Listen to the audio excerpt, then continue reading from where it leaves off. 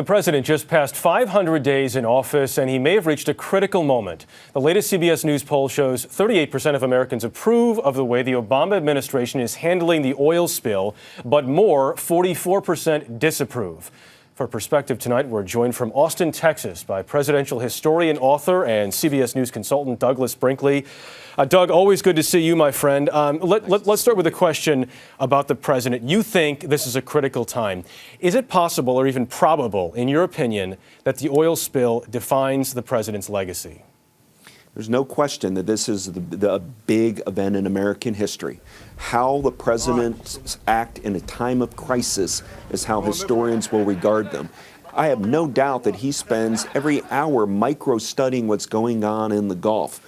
But part of leadership is to get on the back of the flatbed Ford and rally the country with the speech. Doug, right now, is the president shaping events or being shaped by them?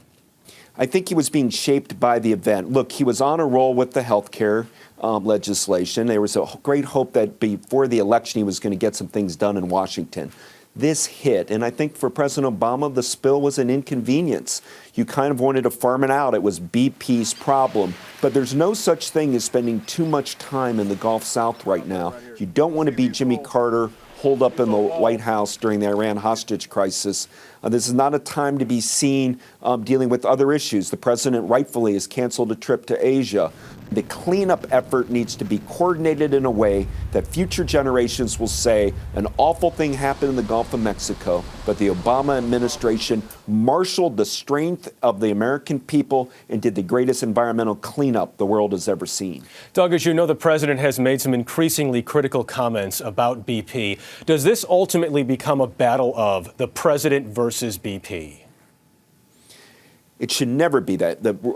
President Obama represents the United States of America. We are the power. BP is nothing but a little fly-speck company. Some people think they're big, but they're nothing compared to the power of the United States. This is a turning point in history. The urban president from Chicago is going to have to become the environmental president of the moment. Doug Brinkley joining us from Austin, Texas. Doug, always good to see you. Thanks so much.